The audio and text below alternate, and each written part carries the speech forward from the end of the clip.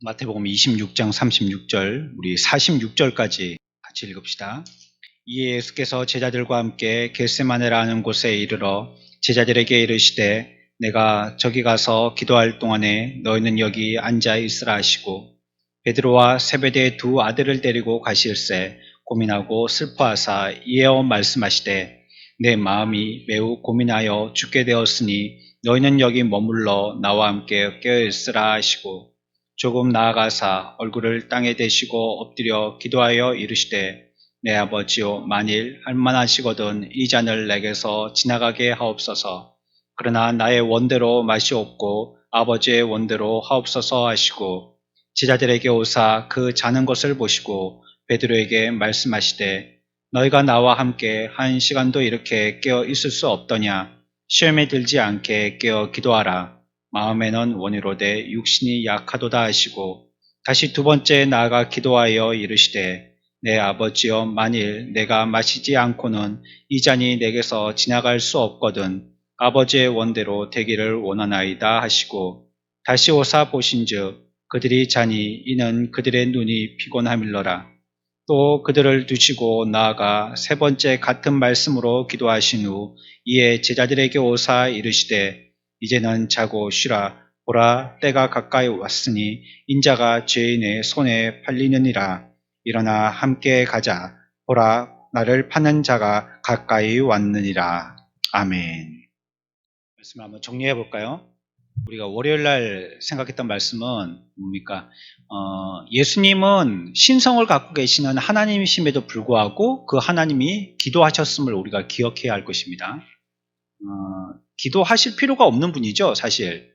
자기의 신성의 능력만 나타나신다면 인간적인 걸 하나도 자기의 약점을 보일 필요가 없으신 분이세요.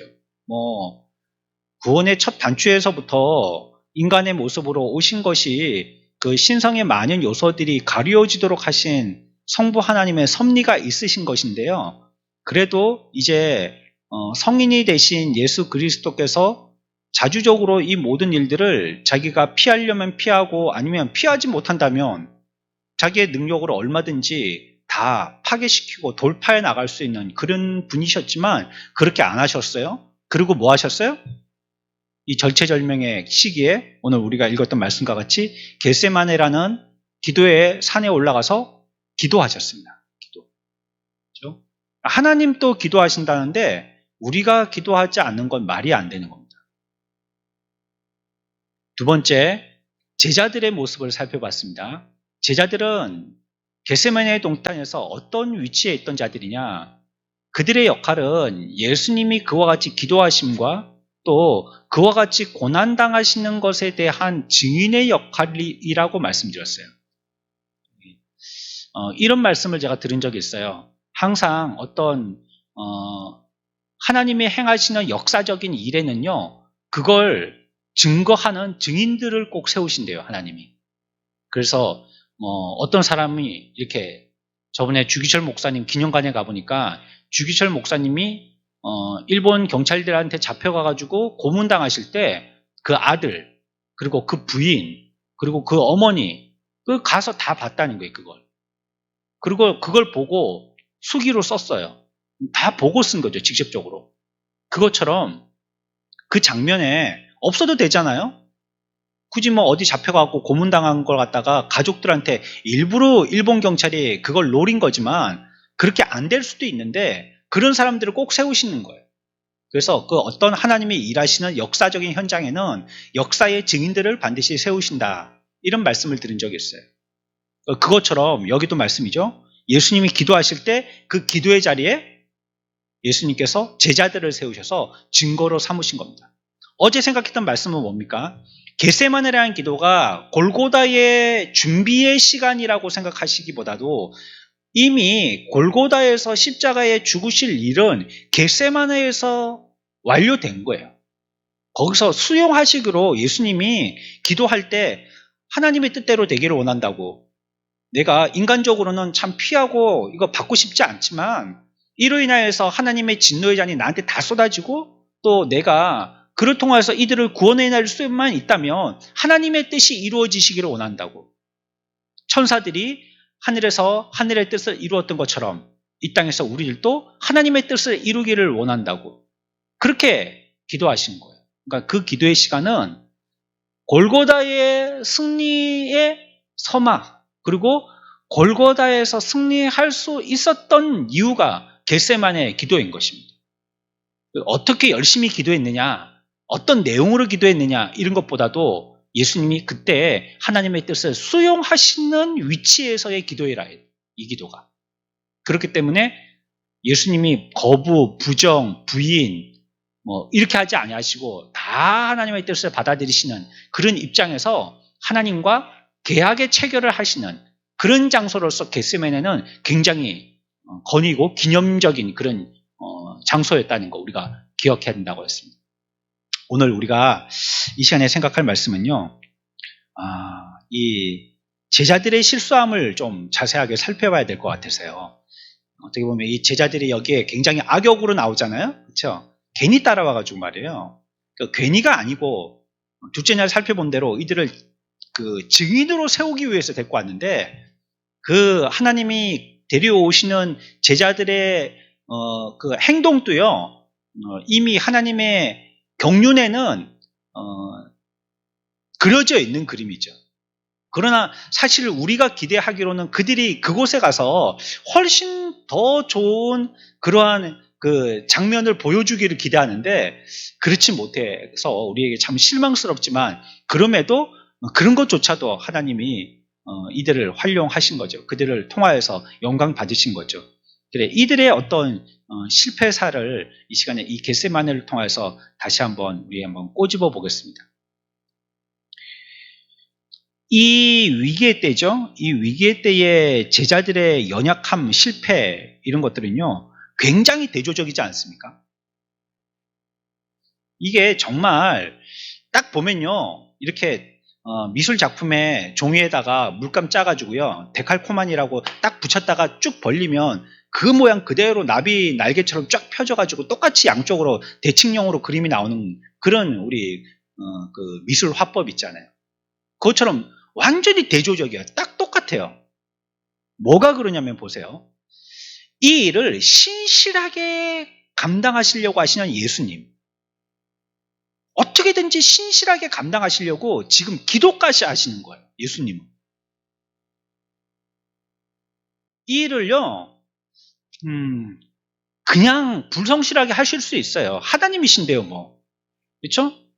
우리가 능숙한 것 같은 거는 잘 준비 안 하고든 뭐 내가 배운 게 장기인데 뭐 그거 대충 하면 된다 싶어가지고 이렇게 그냥 임하는 수가 있잖아요. 처음에는 긴장하고 했다가도 뒤에 가서 몇 번 하다 보면 긴장감은 떨어지고 뭐 늘 해왔으니까 그거 할 수 있어 이렇게 막 자신 있게 나갈 수 있잖아요. 예수님이 하나님이신데 하나님이 하시는 역사 가운데의 일들을 막 가슴 떨려 하면서 내가 이거 실패하면 어쩌지 이렇게 하실 일은 없으세요. 지금까지 훨씬 더 큰 하나님의 기적 역사를 보여주셨듯이 여기서도 그렇게 하시면 되는 거예요. 그런데 그 일을 수행함에 있어서 신실함으로 임하기 위해서 어떻게 하셨냐면 겟세마네라는 동산까지 와가지고 기도까지 하셨다는 거예요. 얼마나 신실하게 하셨습니까?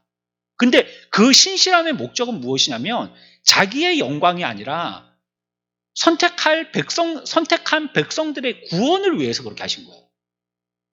그렇다면 사실은 제자들, 따라온 사람들이 대표되어진, 인류에 대표되어진 예수님 앞에 지금 같이 앉아있는 이들이 그만큼 더 성실해야죠. 성실하려면. 자기의 구원을 위해서 하는 거 아니에요. 꼭 보면 이런 거 있잖아요. 학교에서 방학 숙제 내줄 때 이제 숙제 제출하기 내일 개학 날이면 한 이틀 전에 애는 이제 간이 달아가지고요. 내일 모레 이제 개학해서 학교에다가 이 숙제 한 건 내놔야 되는데 해놓은 건 없으니까 그 급하면 누구 부릅니까? 엄마 해갖고 엄마 부르잖아요. 그러면 이 애 숙제가 결국은 엄마 숙제가 되는 거죠. 엄마 숙제가. 나중에 초등학교 때 아이 길러보면 엄마가 똑똑해지더라고. 애 공부하는 걸 다 알아야 되니까. 그것도 기억에 많이 남고. 그렇잖아요. 그러니까 막 이제 엄마한테 요청하는 거죠. 그리고 막 지가 해야 될 숙제면서 지가 짜증을 내고 말이에요. 막 이거 안 된다고 막 좀 잘하라고 엄마한테 막 투정도 부리고 참 웃기는 거죠. 지가 해야 될 것 같다가 엄마가 대신해주면 고맙다고 하고 막 엄마 잠도 못 주무시고 피곤한데 죄송해요 하면서 뭐 하더라도 한 개 사와가지고 엄마 입에다 물려주고 이래도 못할 못할 때 그냥 엄마한테 짜증 내고 대부분의 애들이 그렇게 하죠. 예? 이제 완전히 반대가 돼버린 거죠. 그러면 그러면 엄마는 이제 열받아가지고 애 모르겠다. 네가 알아서 가서 뭐 엄마한테 선생님한테 혼나든지 말든지 난 모르겠다. 잘로 갈래 하고 그냥 뛰쳐나오고 그러면 또 울고 있으니까 또 다시 마음이 약해서 들어오고 막 이랬단 말 그런 거죠. 그렇게 해야 되는데 이 애가 말이에요. 지 숙제도 엄마한테 미루고 지가 오히려 땡깡 부리듯이 이 문제는 지금 우리 인류에 대한 문제인데 이 문제의 당사자인 제자들은 거기서 뭐하고 있었어요? 성실함으로 임하지 않고 뭐 했어요? 나태했단 말이에요. 나태했어요. 코골면서 자고 있었단 말이에요. 그게. 자는 게 문제가 아니에요. 오늘 생각할 거는요. 그들이 어떤 행동을 취했느냐 요걸 꼬집을 게 아니에요. 계속 들으시면서 그걸 여러분들이 생각하시면 좋겠어요. 오늘 얘기할 건요. 왜 그들이 잘 수밖에 없었는지를 얘기할 거예요. 그들의 상태는 왜 잠들 수밖에 없게. 여러분들이 지금요. 이 시간에 아주 중대한 문제를 얘기해서 여러분들이 죽고 사는 것이 결정된다면 여기서 아무도 안 잘 겁니다. 그렇죠? 여기서 어떤 일들을 결정해가지고요. 당신은 사형 아니면 당신은 석방 이것이 양당 간에 결정되어진 시간이라면 여러분들은 뭐 눈이 반짝반짝해서 간이 쪼리갖고 한숨도 안 자고 왔다 할지라도 전혀 잠들 생각을 안 할 거예요. 그러나 그 일들에 대해서 나 몰라라 하는 그런 마음 갖고 앉아있으면 그냥 자게 되는 거예요. 뭐 들어도 그만이고 안 들어도 그만이고 뭐 그렇게 대충 생각하면 그냥 잠들게 되는 거예요. 그러니까 제자들도요. 그와 같이 잠들 수밖에 없었던 상황이 어떤 상황의 마음의 태도였냔 말이에요. 그게 더 문제예요. 잠들었던 것보다. 잠이야 원래 사람을 하나님이 잠들게 만드신 거고 만들 때 깨게도 만드신 거고 뭐 잠들게도 만드신 거고 그건 하나님이 만드신 어떤 생리적인 거죠. 그런데 그 잠을 왜 굳이 거기서 잘 수밖에 없었냐 그걸 이유를 알아야 돼요. 왜 그때 잤냐는 거예요. 꼭 허구 많은 시간 중에서. 여하튼 그건 이제 한 개씩 풀어나갈 거고요. 이제 그걸 얘기할 거예요. 오늘. 여하튼 딱 대조적인 예수 그리스도의 어떠하며 신실하심에 대조해서 제자들은 나태함. 또 한 가지 이렇게 예수 그리스도는 겟세마네에서 기도하여서 십자가의 승리를 이루시고 이 기도도 겟세마네의 기도도 승리하셨어요. 그러나 제자들은 따라가서 증인의 역할, 우리가 기대하는 증인의 삶을 나타내 보여줘야 되는데 그렇지 못하고 승리하지 못하고 이들은 뭐 했어요? 실패했어요. 잠들어 있었어요. 잠든 건 실패죠. 그러니까 이게 두 개가 딱 대조적으로 우리들에게 보여주는 겁니다. 예수 그리스도의 신실함과 승리, 제자들의 나태함과 실패. 딱 극명한 대조를 보여주는 겁니다. 성경이 우리들에게 보여주실 때는요. 뭔가 비유를 말씀하실 때는 그 비유에서 얘기하는 주제 한 가지만 알면 돼요. 이 비유가 왜 그렇게 뭘 말씀하려고 하는지 그거 가지고 괜히 이렇게 털어보고 저렇게 털어보고 하면 이단들 됩니다. 이단들이 희한한 성경의 말꼬리를 붙들고 이상한 교리를 주장하잖아요. 그게 이단이 되는 거거든요. 거기서 뭘 말씀하시려는지 그것만 알면 돼요. 근데 오늘 우리가 보는 장면은 이거는 비유가 아니거든요. 역사거든요. 역사. 있었던 사실을 기록해 놓은 거란 말이에요. 이럴 때는 이면도 살펴보고 저면도 살펴보고 여러 면을 같이 동시에 살펴봐야 돼요. 여러 면으로서. 그러니까 우리는 이 장면을 생각할 때 스포트라이트는 무조건 예수 그리스도가 맞습니다. 그분이 이 일의 주인공이세요. 그럴 때 굳이 예수님이 대동해서 데리고 갔던 11명의 제자들은 왜 그곳에 가야 됐는지도 여기에 기록되어 있으니까 우리는 살펴봐야 되는 거예요. 왜냐하면 성경은 우리들에게 구원을 위해서 다 기록해 놓으시는 거니까 기록되었다면 그 또한 우리의 구원에 필요해서 기록되었음을 믿고 읽어야 되는 거죠. 그리고 그 중에서 또 3명을 특별하게 더 뽑아가지고 조금 더 위쪽으로 올라가서 기도하셨잖아요. 나머지를 두시고요. 이들은 좀 그나마 좀 나은 사람들이에요.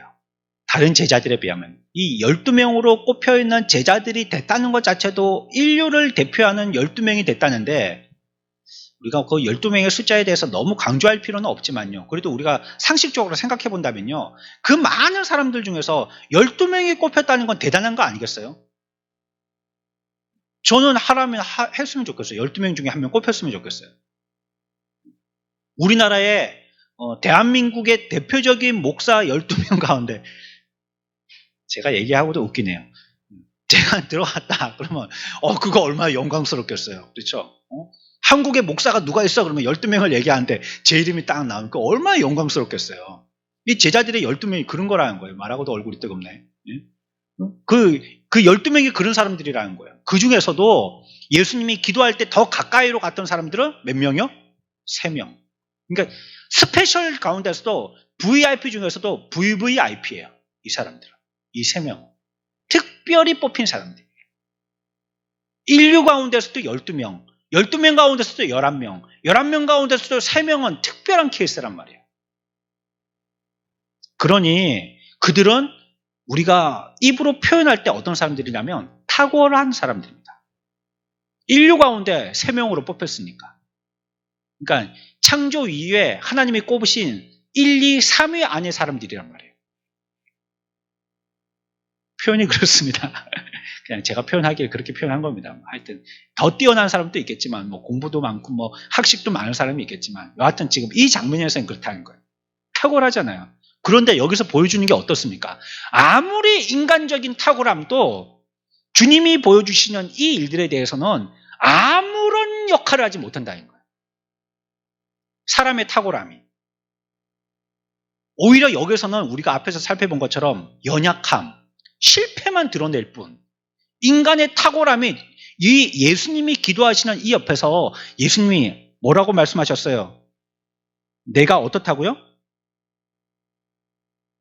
38절 보세요. 내 마음이 고민하여서 죽게 되었다라고 표현하실 정도로 힘들고 어려우신 형편에 있는데 이 일에 대해서 이 제자들은 아무 역할도 못했다는 거예요. 인류 3위 안에 드는 3명의 제자들이 예수님 옆에서 오히려 예수님 썩만 뒤집었지 아무 역할도 못했다는 거예요. 우리의 구원은 인생들이 아무 역할도 못합니다. 내가 구원받는 게 내 열심으로 전혀 되지 않습니다. 우리나라에 흐르는 정서가 있습니다. 치성적인 정서죠. 지성이면 감천이라는 말 아시죠? 우리가 막 정성을 다하면 하늘도 감동한다는 거예요. 기독교를 그렇게 보시면 안 돼요. 열심을 가지고 주를 품으면 주님께서 내 소원을 들어주신다고 생각하고 열심히 신앙생활하는 거 이거 치정적인 겁니다. 이렇게 하는 게 기독교는 그렇게 예수 믿는 게 아니에요. 그렇다면 여러분들 보고 나태하게 하라 아무렇게나 하라는 말은 아닙니다. 우리가 바르게 깨달았다면 열심히 해야 되죠. 그러나 내가 나의 목적을 두고 열심히 해서 목적을 달성하려고 하는 시도는 잘못됐다는 말입니다. 그렇게 해서 하나님이 우리들에게 아이고 네가 이렇게나 열심히 해서 새벽마다 나오고 막 아침마다 나오고 저녁마다 나오고 막 헌금도 엄청나게 많이 하고 야 그러니까 너는 복을 엄청나게 많이 주겠어. 이런 일은 절대 없을 거라는 거예요. 하나님은 그렇게 우리들에게 은혜를 베풀지 않았습니다.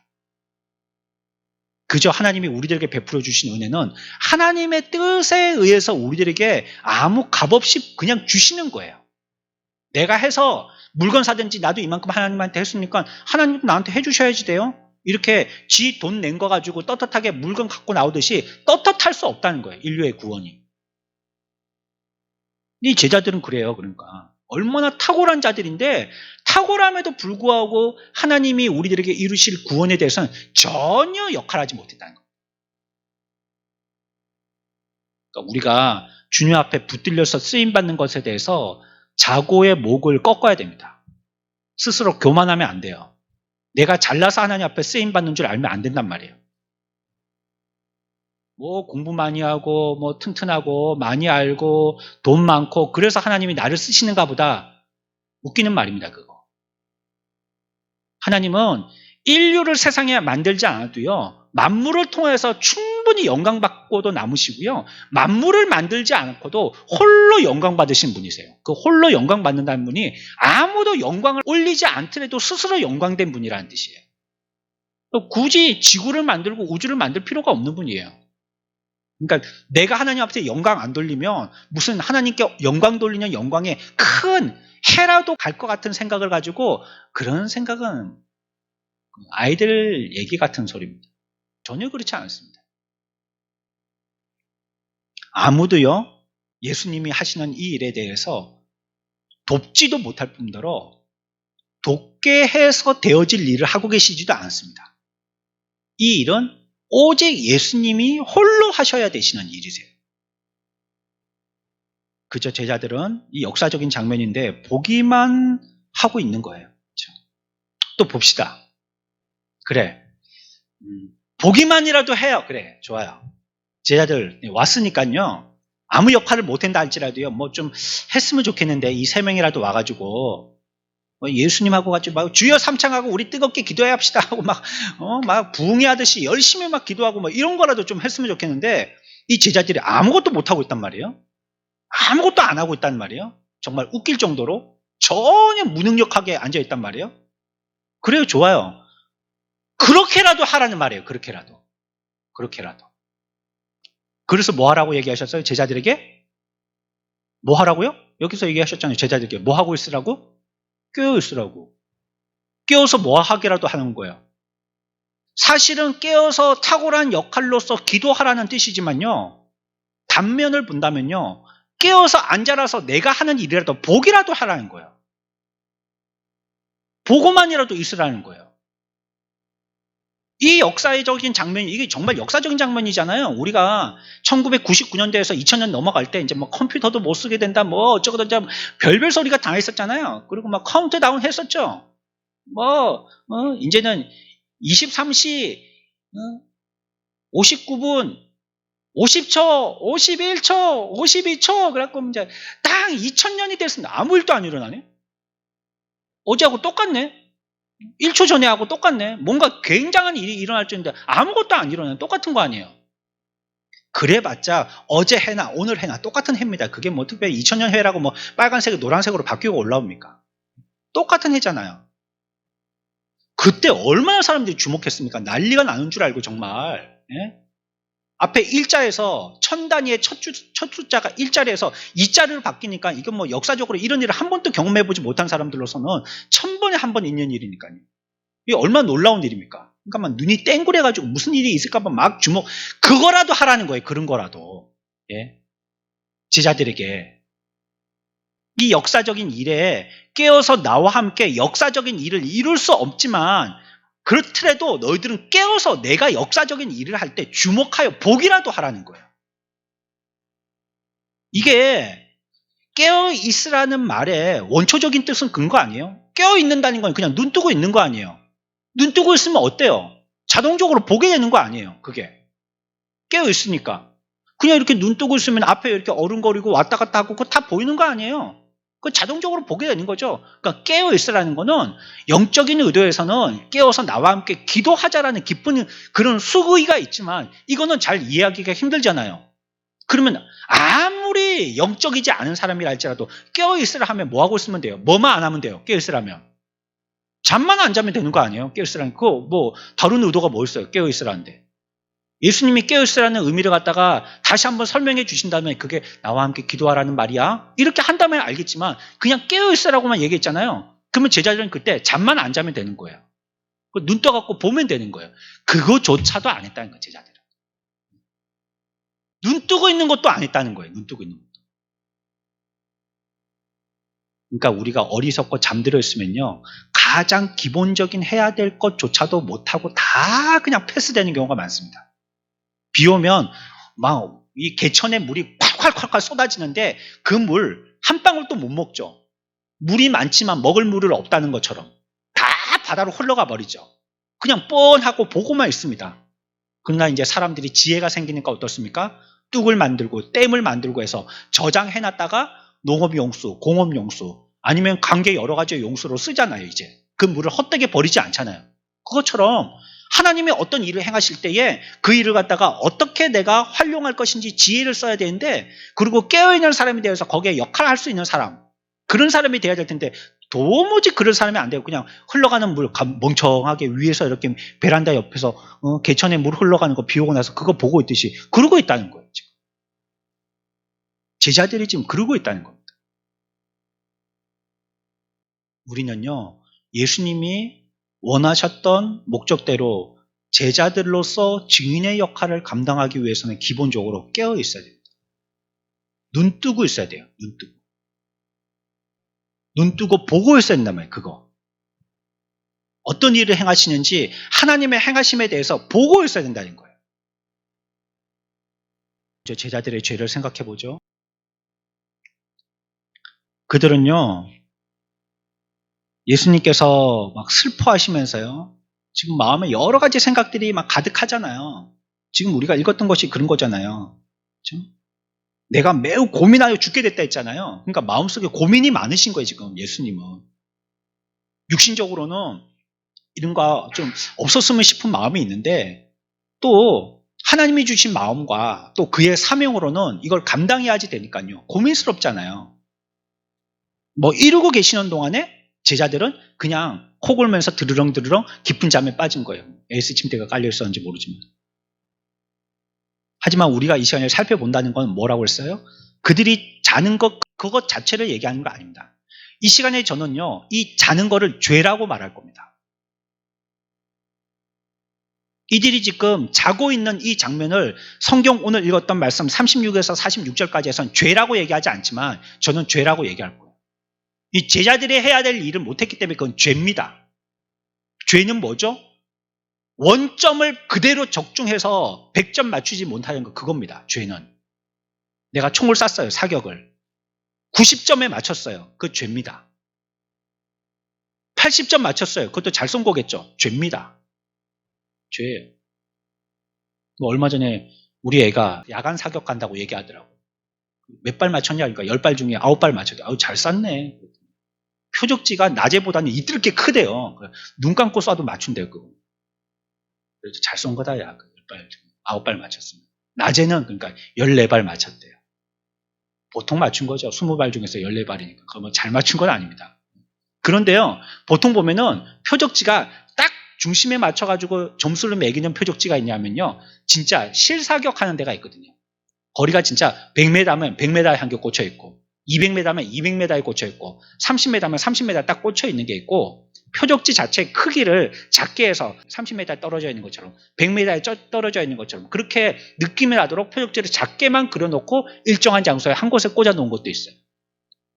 근데 실시간 표적지는요, 맞추는데 훨씬 쉽습니다. 왜 쉽냐면 쐈는데 옆에 땅에 맞잖아요. 그러니까 돌이 탁 튀잖아요. 그래도 넘어가요, 표적지가. 총으로 맞추지 않고 돌이 튀었어도.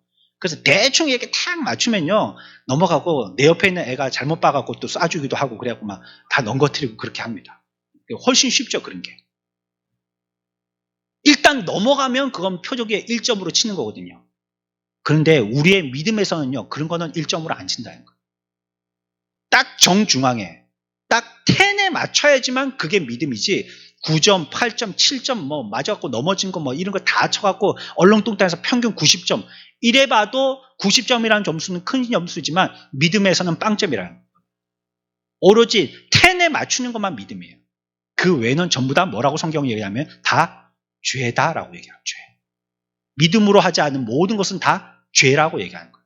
10을 맞추지 않은 것은 다 죄라는 거예요. 제자들은요, 지금 원하시는 하나님의 뜻을 이루어서 10을 맞추지 못했으니까요, 이들의 이와 같은 부실함, 나태함, 불성실함은 다 뭐예요? 죄입니다. 그래서 겟세마네의 제자들은 졸고 있었던 게 아니고 지금 죄 짓고 있는 겁니다. 그러니까 앞에서 말씀드렸죠? 왜 이들이 잠을 잘 수밖에 없는 상황에 있었는지, 그들의 마음의 태도는 도무지 왜 꼭 그 시간에 자냔 말이에요. 자는 걸 자체가 문제가 아니라, 자는 걸 문제로 삼을 것 같으면 집에 가서 자는 것도 전부 다 죄일 거 아니에요. 그거 얘기하는 게 아니고 왜 그 시간에 그렇게 그들은 잘 수밖에 없었는지 그걸 생각해 보자는 거예요. 첫 번째, 마태복음 26장 38절입니다. 한 절만 다 같이 읽읍시다. 시작.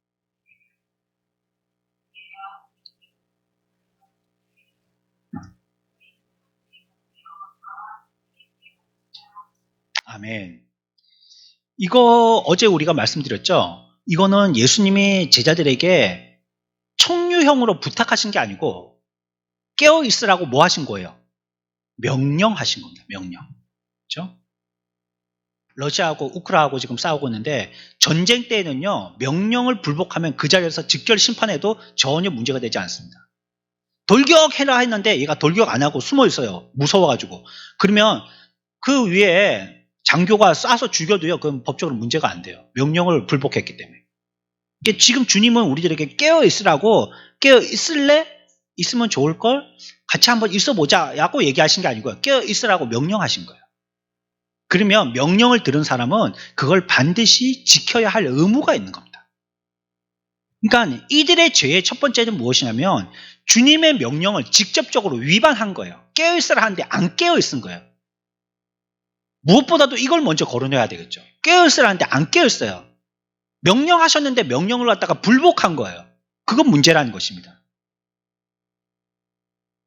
만약에 예수님이 여러분들과 전혀 상관없는 분이라면 모르겠어요. 저기 팔레스틴이니까 우리가 한 번도 본 적도 없고 뭐 그 목소리를 실제적으로 들은 것도 없고 나 몰라 뭐 그냥 나 모르겠어 이렇게 하고 있는 상태라면 우리 보고 깨어있으라 그랬다면 누군데 저분이 나보고 깨어있으란 말란 말이야 이러고 그냥 치부하고 넘어갈 수 있겠죠. 근데 여러분들의 부모님이 돌아가시기 직전에 유언으로 마지막 목소리로 깨어있어라 얘기하고 떨컥 돌아가신다면 여러분들 그 목소리를 갖다가 큰 종처럼 아주 큰 종이 치는 것처럼 여러분들 귀에 아주 큰 소리를 들리고 평생 들려질 겁니다. 그렇겠죠? 그 마지막 우리들에게 말씀하시는 거라면 그건 엄청난 소리로 충격적으로 들려질 거라는 거예요. 하물며 예수님과 제자들은 지금 인류 가운데서도 12명, 12명 가운데서 3명 뽑힌 사람들이잖아요. 이게 주님과 제자들의 관계가 아니고 아는 사람들의 관계라 할지라도 부모 자식 간에도 그런 관계 가운데 그런 얘기를 한다면 그 얘기를 흘러드리지 않고 유언으로 깊이 새겨드는데 그런 어떤 애착의 관계를 통하여서라도 그런 말을 한다면 그거 지키지 않겠어요 여러분들? 예? 목사인 제가 여러분들에게 집에 가서 다음부터 오실 때요 우유 한 병씩만 갖다 주세요. 여러분들 집에 일일이 전화해가지고 집사님 이번 주에 오실 때 우유 한 병만 갖고 오세요. 그러면 여러분들이 아마 그 냉장고에다 써놓든지 아니면 집에 있는 애들 보고 엄마 까먹을 줄 모르니까 목사님이 우유 가져오라 그랬으니까 너들 교회 가기 전에 우유 사라고 엄마한테 얘기해. 이렇게 해서라도 우유 갖고 오지 않겠어요? 아니 교회 목사 자기 교회 목사가 얘기했으니까 최소한 지키려고 애를 쓸 거 아니에요. 그 서로 애착에 사랑하는 관계가 있으니까. 그 제자들과 예수님 또 그런 관계가 있는 거예요. 우유가 있는데 그 우유 갖고 오라면 여러분들 그거 갖고 오지 않겠어요? 네? 그 예수님은 어떠세요 지금? 예수님하고 그들하고 지난 세월이 몇 년이에요 지금? 제자가 돼갖고 그 예수님을 따라다닌 게 세월이 몇 년이에요 이들이. 그러면 이게 뭐 어떤 의미나 어떤 지상 최대의 사명이라든지 하나님의 숨어있는 아주 많은 뜻이 있다든지 뭐 그런 하나님의 높으신 섭리나 경륜을 모른다 할지라도 말이죠. 깨어있어. 이렇게 얘기한다면 그런 서로 아는 친분 관계 때문에라도 깨어있지 않겠어요? 그렇게 일부러 얘기하셨으니까 말이에요. 그런데 안 했다는 거예요, 제자들이. 그거. 저는 이 얘기하고 좀 찔리는 게 있어요. 저번에 한번 말씀드린 거 있죠? 제 은사 목사님 돌아가시기 직전에 은퇴하실 때 뭐 하라고 하는데 제가 안 한 거 딱 있어요. 제가 그분의 말씀에 순종 안 한 건 딱 그거 한 개입니다. 나머지는 제가 잘은 못해도 하는 신용까지라도 했어요. 제 나름대로 최선을 다했어요. 제가 실력이 없어서 잘은 못했지만. 근데 그거 딱 하나만 안 했어요. 이 설교할 자격이 없습니다, 저는. 그거 안 했기 때문에. 끝까지 뭐 100% 다 했어야지. 나처럼 당신들도 이렇게 얘기할 수 있는데, 내 입장이 제자들이나 매 한 가지입니다.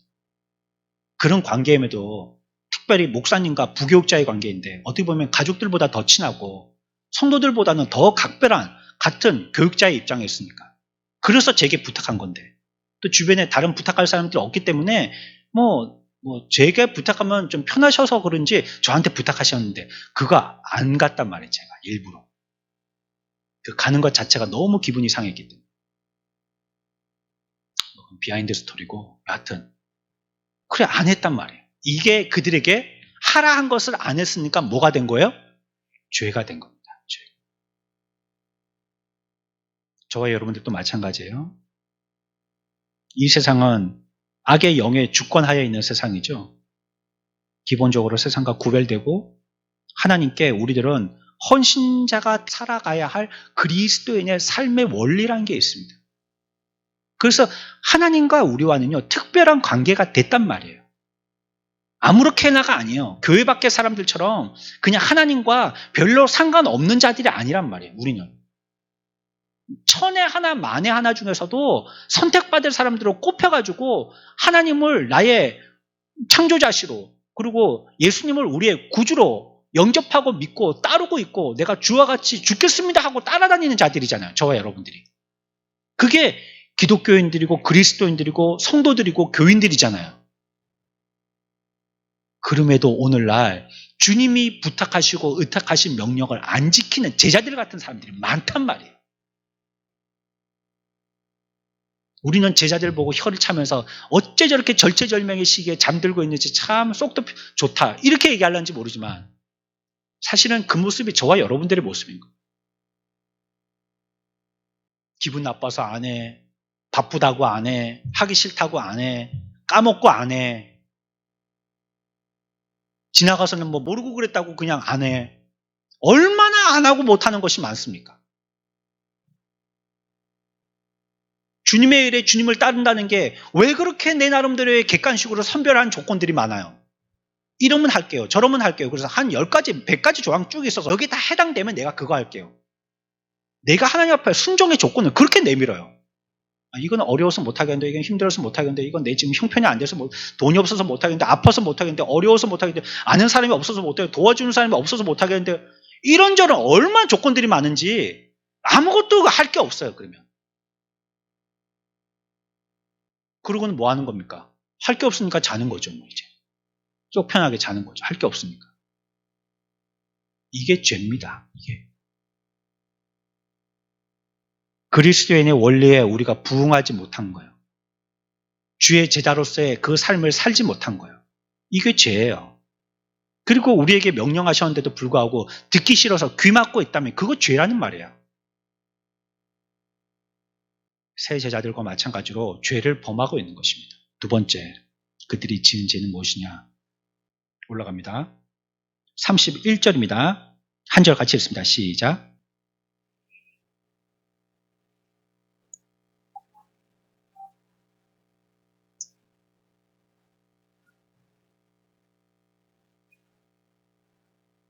아멘. 31절은요, 굉장히 중요한 말씀이에요. 왜냐하면 예수님이 기도하시는 장면이 이제 36절부터 시작되어지는데 그 앞에잖아요. 그러니까 지금 오늘 밤 어떤 일이 일어날 걸 제자들에게 미리 예고편으로 얘기해 주는 겁니다. 자, 생각해 봅시다. 오늘 밤에 러시아가 우리나라를 침공해 와요. 러시아는 좀 실감이 없네. 북한, 예를 들어서. 북한이 쳐들어와요. 북한이. 미국에서요, 우리는 정보망이 아직까지도 그래도 선진국의 대우에 들었다 할지라도 이미 달나라 갔다 온 나라하고는 그래도 차이가 나잖아요. 벌써 70년대에 달나라 간 나라하고 우리나라는 이제 달나라 가려고 준비하는 나라하고는 과학적인 수준의 차이가 현실적으로 있는 게 분명하잖아요. 그러니까 그런 어떤 국방의 어떤 그 자산들이 우리가 생각하는 수준은 훨씬 넘는단 말이에요, 미국은. 그래서 우리가 모르는 걸 훨씬 많이 알고 있고 못 보는 걸 훨씬 많이 보고 있어요. 그런 무기들이 많으니까. 인공위성도 많고. 그런데 북한의 조짐이 이상한 거예요. 막 전진 배치가 되고 해안포 포문이 다 열려 있고 항구에 있던 전부 군함들이 자꾸 남쪽으로 내려와 있고 보이던 잠수함들은 한 개도 안 보이고 이게 좀 이상한 거예요. 핵미사일 쏘는데 그런 데서도 막 차들이 집결해 있고 조금 이상한 거예요. 이거 북한이 침공하겠구나. 그걸 확인하고 예를 든 겁니다. 지금 예를 들어서 얘기하고 있는 거예요. 보따리 하지 마세요. 집에 가서. 그래가지고 우리나라의 국방부에 알려준 거예요. 사령부에다가. 내일 공격의 조짐이 있으니까 조심하십시오. 이렇게 얘기한 거예요. 그러면 우리는 뭐 해야 됩니까? 그럼 뭐 해야 되죠? 그럼 이제 비상 걸리는 거예요. 비상. 우리나라는 3단계가 있거든요. 진돗개, 셋, 둘, 하나. 3단계는 조짐이 있는 거고 2단계는 비상 걸어갖고 이제 예비군 전부 준비하는 거고 1단계는 전시 상황이 된 거예요. 그래서 3단계 진돗개 3개를 발령합니다. 그러면 정군이 비상사태에 돌입합니다. 깨어서 짐 싸고 이제 하여튼 출동 대기 딱 하고 있는 거예요. 전쟁 나면 허둥지둥하지 않도록 딱 준비하고 있는 거예요. 이래야 되는 거죠? 우리나라 군인이라면 당연히 그렇게 해야 되겠죠? 진돗개 셋 발령됐는데 우랑창창 뭐 계속 휴대폰이나 보고 있고 휴가 다 보내고 이래갖고 안 되겠죠? 지금 제자들이 그 모습이 됐다는 거예요. 지금 31절에 뭐라고 얘기했습니까? 제자들에게 이르시되, 분명히 예수님이 제자들에게 얘기했다라고 기록하고 있죠. 제자들에게 이르시되 뭐라고 올렸냐면, 오늘 밤에 너희가 나를 버리리라 기록된 바 내가 목자를 치리니 양의 떼가 흩어지리라 하였느니라. 는 일들이 있게 됐다는 걸 얘기하는 거예요. 전력 자산으로 분명히 이 일이 있을 거니까 대비해, 이거 얘기했다는 겁니다. 우리한테 예고했다는 거예요. 그러면 제자들은 뭐 해야 돼요? 진돗개 셋 발령해서 비상 걸어야 된다. 그때부터 자던 잠도 뺨을 때려서라도 막 각성제를 먹고 막 바카스를 마셔서라도 눈을 부릅뜨고 잠 안 자려고 부릅뜨고 준비하고 있어야 된다는, 사실은. 하지만 이러한 엄중한 경고를 듣고도 그들은 듣고도 죄를 지었다는 겁니다. 그러니 이게 죄예요, 아니에요? 죄지. 예? 그렇게 경고했는데도 우리가 준비 못했다. 그러면 미국이 안 알려줘서 못했다는 말은 웃기는 소리예요. 우리가 준비 안 한 거예요. 그렇다면 준비 안 해서 된통당한 거예요. 알려줬는데도. 설마 그렇겠나 싶어서 허리띠 풀고 있으면 우리 책임이라는 거예요. 제자들의 말이 그 말입니다. 지금 31절에 분명히 내가 너희들한테 얘기한다 기록하고 있잖아요. 이런 일이 있을 거야. 너희들이 정신 차리고 있어야 돼. 근데 이들은 정신 안 차리고 잤단 말이에요. 그러니 이게 그들에게 잠든 게 아니고 죄를 짓고 있는 거라는 거예요. 지금 죄는 이게 전형입니다. 여러분 잘 기억하십시오. 죄의 전형. 사람들이 어떻게 죄를 짓는지 아세요? 자기가 죄인 줄 모르고 죄를 짓는 사람은 거의 없습니다. 그건 정상 참작이 좀 돼요. 모르고 졌으면. 우리 맨날 교통순경한테 잡히면 모르고 그랬다고 그러지만 사실 다 알죠. 스티커 안 받으려고 그런 말 하는 거지. 진짜 우리가 몰라서 그렇다면 정상 참작이 될 수 있어요. 하나님 앞에서. 그런데 죄의 전형이라고 얘기하는 거는 죄는 꼭 그렇게 하더라는 거예요. 나 모르고 그랬는데요. 이렇게 하더라는 거예요. 이미 다 알려줬는데도 모르고 그랬다고 얘기한다는 거예요. 우리들은 이미 이에 대한 경고나 교훈을 다 받았습니다. 어디에서? 여기 있잖아요. 여기 있잖아요. 하나님이 신비하게 하늘에서 이상한 소리를 안 들려주고 어떤 사람을 통하여서 동으로 가라 서로 가라 뭐 점쟁이 얘기하듯이 얘기하지 않더라도 완성되어 있는 기록 계시인 성경이 우리들에게 다 얘기하고 있는 겁니다. 이것 말고 다른 거 듣는다면 이 사람은 이상한 길로 가는 겁니다. 사람 소리 듣지 마세요. 목사도 하나님의 말씀을 하지 않고 괜한 사람 소리 하는 거는 그건 지금 뭐 헛소리 하고 있는 겁니다. 목사는 자기 말하는 게 아니고 성경의 말씀을 얘기해 주는 사람이 목사입니다. 내가 무슨 마음이 든다 이거 얘기해 주는 사람이 아니에요. 성경의 뜻이 그거다. 그걸 얘기해 주는 거지. 목사가 그 얘기하는 거예요. 목사한테는 책임 없죠. 뭐 얘기했잖아요. 여러분들한테 어떻게 하라고 하나님이 말씀하셨습니다. 성경에 오늘은 특별히 26장 36절부터 46절에 이렇게 하라고 말씀드렸습니다. 교훈 받으십시오. 뜻은 이런 뜻입니다. 아시겠죠? 아멘. 그 다음부터 죄 지은 건 여러분들 책임이에요. 나한테는 책임 없어요. 난 얘기했거든요. 제가 만약에 얘기 안 했어요. 여러분들이 그거 했어요. 그러면 하늘나라 가서 하나님이 저를 나무르시겠죠? 너 왜 그거 안 가르쳤어? 내가 분명히 가르치라고 했잖아. 니한테 성경 주면서. 그러면 하나님이 나한테 문책하시겠죠. 그러나 내가 이거 가르쳤잖아요? 깨어있으라고 저 가르쳤는데요? 그래? 확인해보자. 김 집사, 이 집사, 박 집사 와봐. 진 목사한테 선한 목자교회 다니면서 그 얘기 들었어 못 들었어? 들었는데. 그러면 니네들이 잘못이네. 이렇게 된단 말이에요. 이게. 예?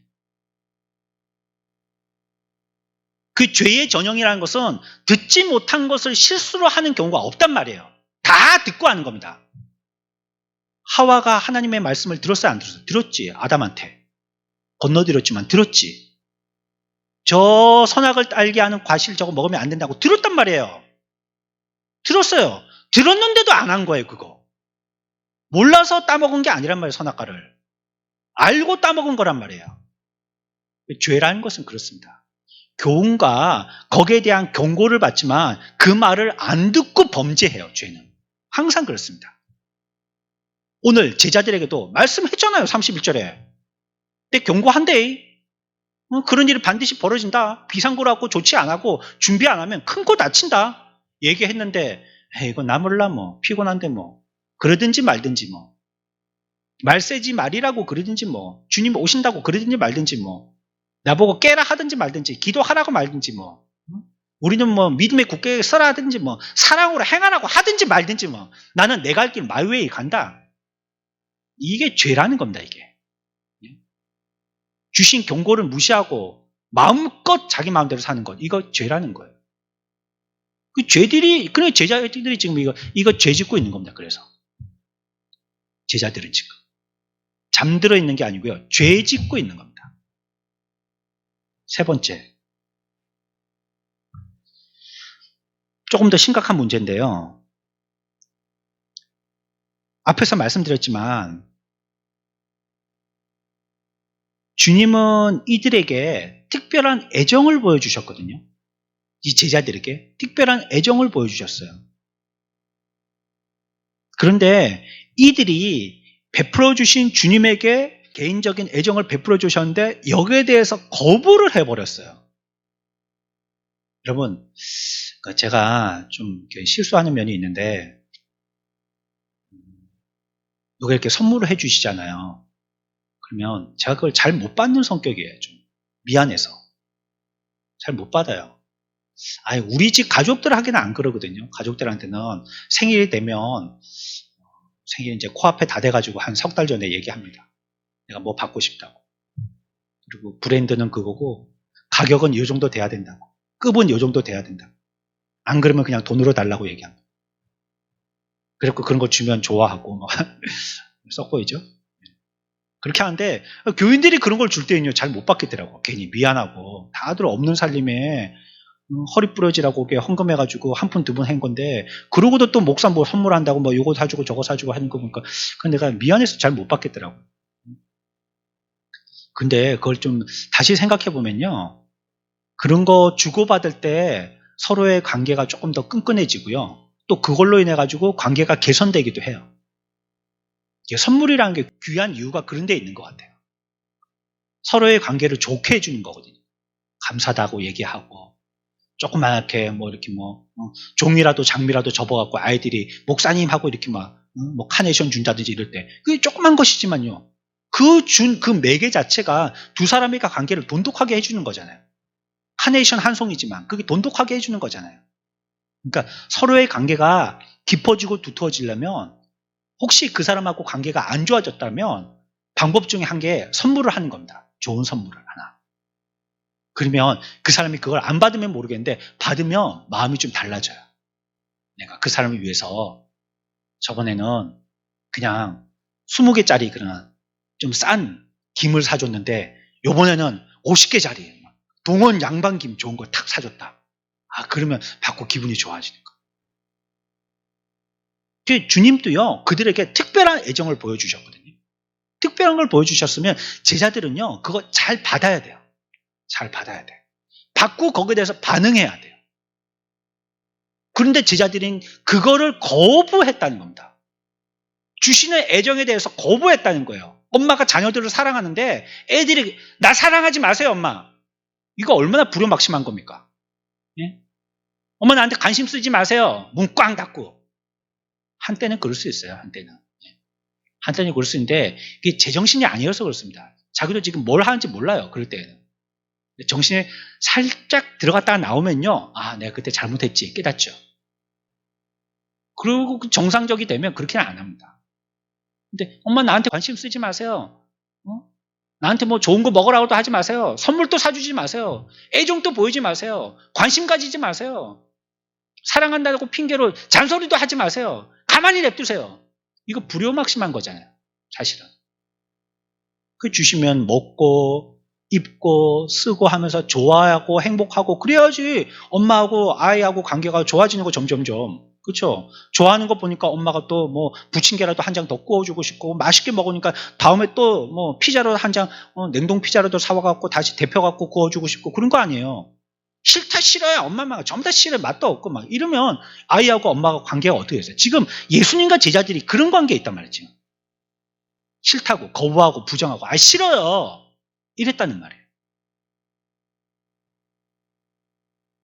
제자들은요, 자기들이 해야 될 의무가 있는 겁니다. 제자들이니까. 특별한 제자들이니까. 그로서 해야 될 일들이 있는 거예요. 지금 제자들은 제자들이라고 얘기하고 있잖아요. 그러면 예수님은 뭐예요? 여러분 대답해 보세요. 이들이 제자면 예수님은 뭐예요? 네? 제자 위에 가르치는 사람이 누구예요? 스승이잖아요, 스승. 간단한 거 아니에요? 이들이 제자라면 가르치시는 그분은 스승이 아니에요. 그 스승과 제자 간의 관계에 돈독함이 있잖아요. 주고받는 게 있잖아요. 근데 이들은 그런 거 안 했다는 거예요, 지금. 그런 걸 안 했다는 거예요. 38절 봅시다. 내 마음이 매우 고민하여 죽게 되었으니 이 얘기 있죠. 제가 이거 요번 고난주간에 몇 번 이 말씀을 거론했는데 이거 어디에도 말하고 있지 않는 말씀입니다. 전혀 예수님은요, 이런 의도를 다른 사람들에게 얘기하신 적이 없으세요.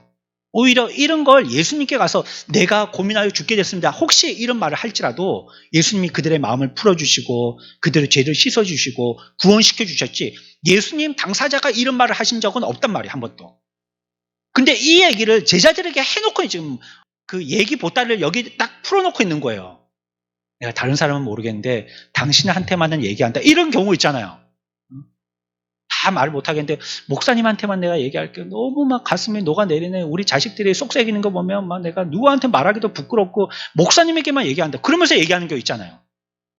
예수님이 지금 제자들에게 그렇게 얘기했다는 거예요. 제자들이니까. 자기는 스승이고 이들은 제자들이니까 제자들에게 그렇게 얘기했다는 거예요. 다 이해하고.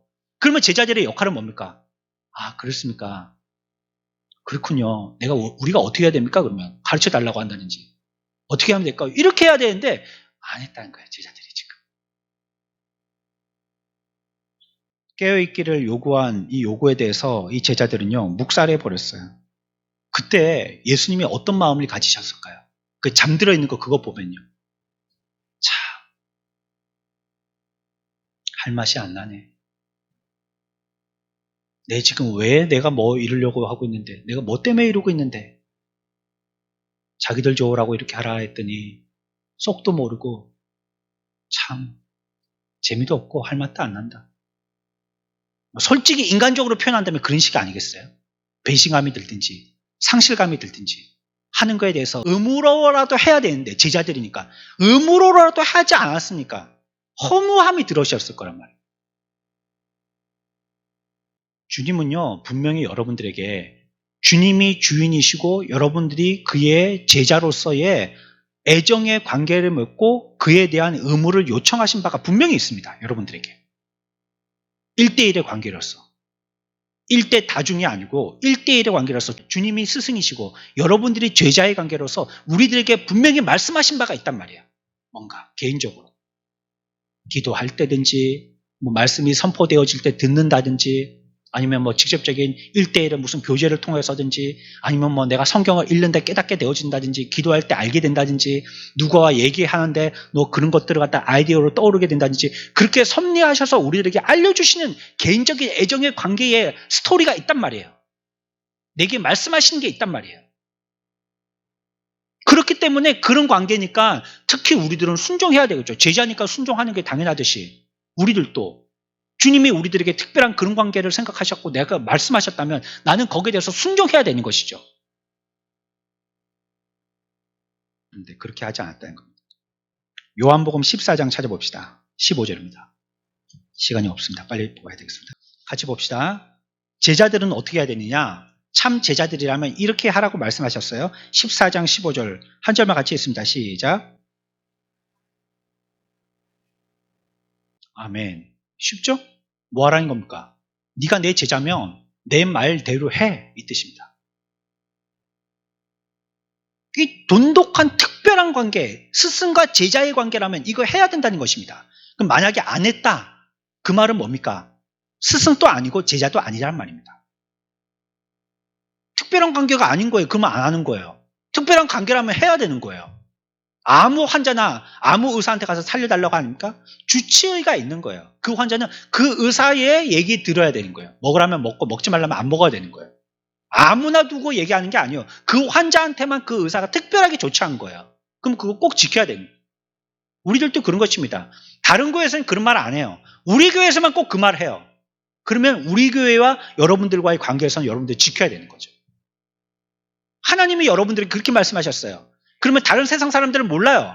그러나 성도 되어진 저에게, 여러분들에게 하나님이 말씀하셨다면 그건 나에게 특별한 관계이기 때문에 그건 나 지켜야 된단 말이에요. 개인적으로도 그런 것이 있다면 지켜야 된단 말이에요. 그거 안 했다면 제자들이 잠들어 있는 겁니다. 지금. 그러니 그거는 애착의 관계에서도 불구하고도 그들이 불순종했으니까 더 큰 죄가 됐다는 것입니다.